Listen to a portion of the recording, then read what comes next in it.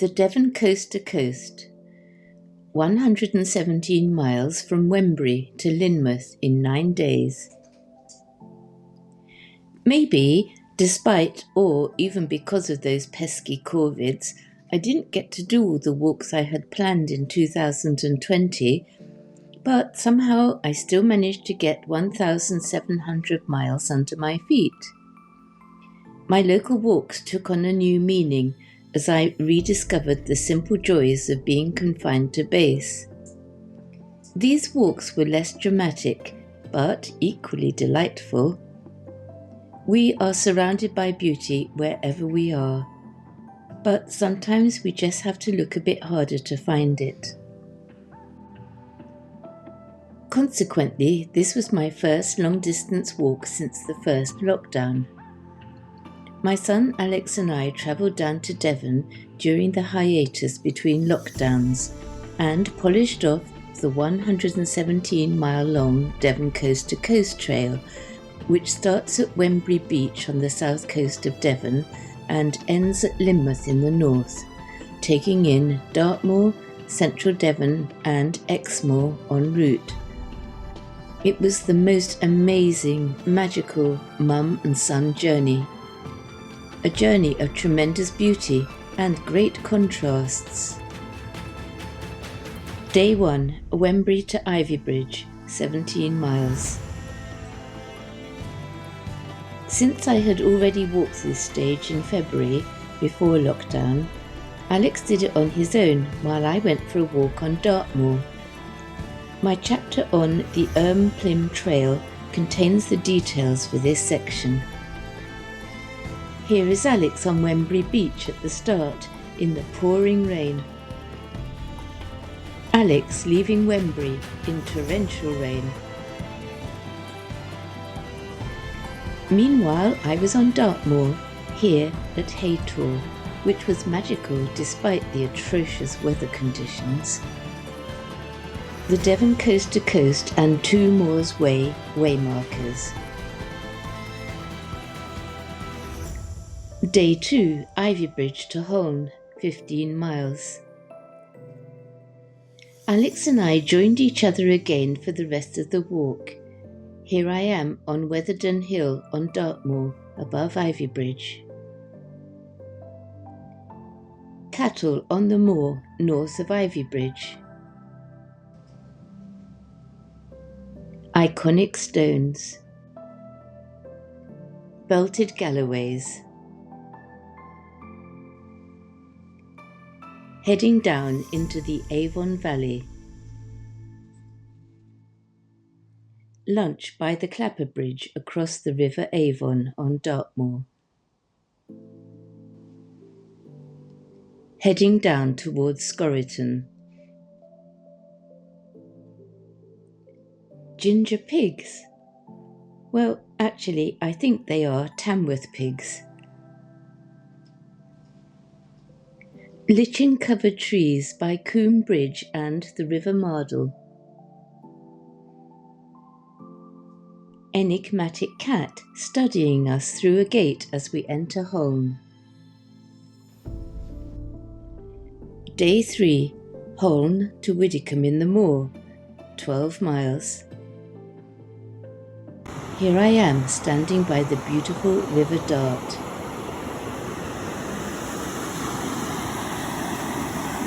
Big.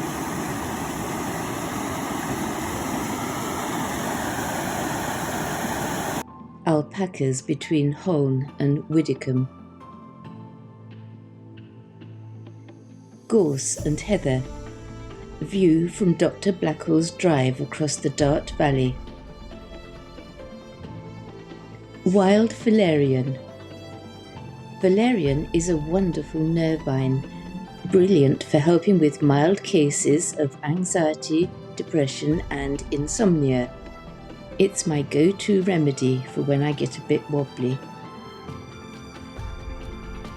Cottage at Jordan Mill.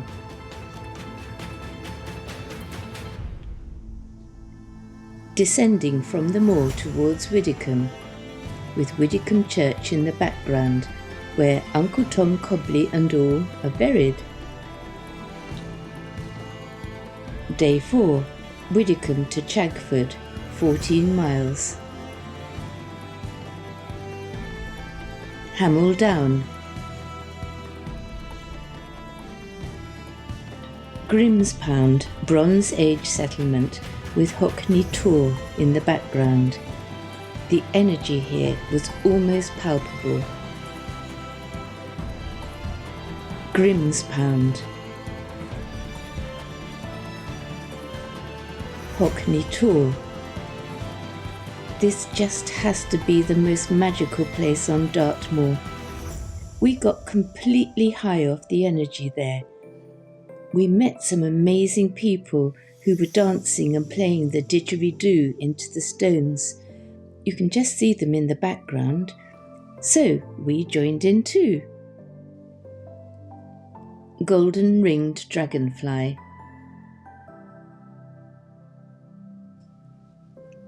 Highland cow and Dartmoor ponies as we headed towards Bennett's Cross.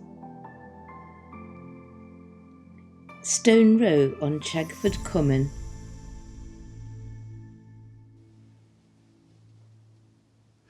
Day 5. Chagford, I'm afraid we called it Shagford, to Whelmstone Barton, 15 miles. We loved this number plate, which we saw as we were leaving Chagford. Leaving Chagford and starting our walk along the River Tane. Hunter's Tor above the Tane Gorge. Who needs the Grand Canyon or the Verdun Gorge when we have our own stunning gorges in the UK? Alex on Hunter's Tor. Lichen-covered sign en route to Drews Tainton. We had a lot of fun at this Rusco sculpture on a hillside near Hittersley. Day 6, Whelmstone Barton to Morchard Bishop, 11 miles. I wonder what Alex did to these poor sheep. Late night at the bar, Sean?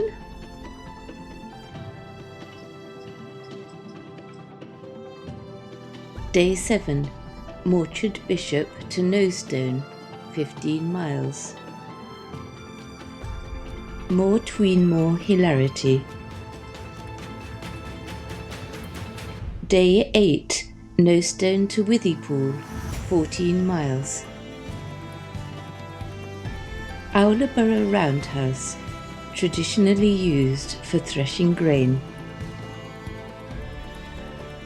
A Peter Randall Page sculpture at the official start of the Exmoor section of the Two Moors Way near West Anstey.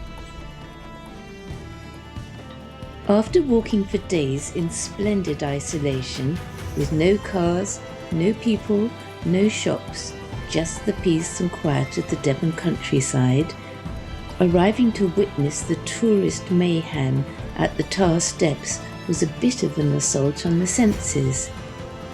We snapped off a few quick photos and couldn't get away fast enough. The River Barle, between the Tar Steps and Withypool. Day 9, Withypool to Lynmouth, 20 plus miles.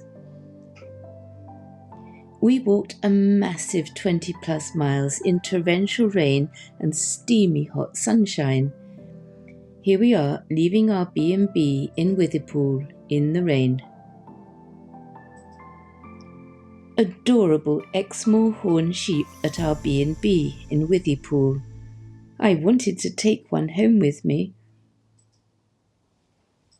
Exmoor ponies on the moor to the west of Withypool. The Withypool to Simonsbath section along the River Barle was probably the prettiest of our whole walk. The River Barle.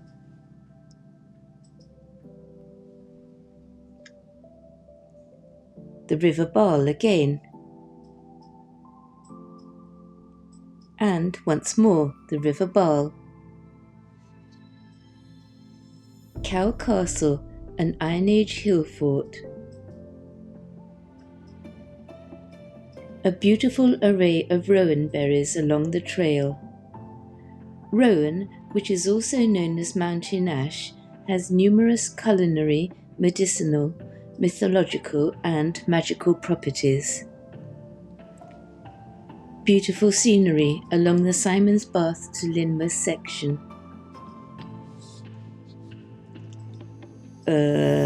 What stepping stones? We had to take a running jump to cross this raging torrent on the Simon's Bath to Lynmouth section. I was very proud that I managed to leap across without making a complete fool of myself. Very proud. Alex filmed me celebrating just after I reached the opposite bank. Needless to say, he had no problems crossing it himself. Watersmeet Park, and looking out towards the southwest coast path where I came into Lynmouth back in 2017.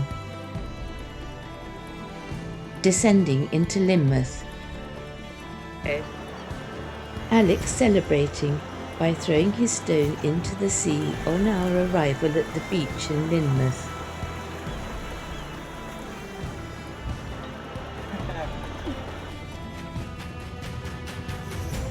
Job done.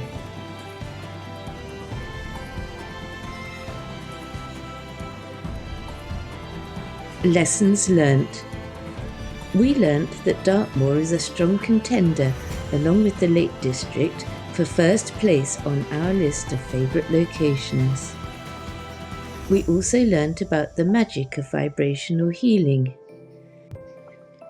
The didgeridoo is one example of an instrument that produces low-frequency sound, which is believed to have a therapeutic effect on people, animals, and earth energies.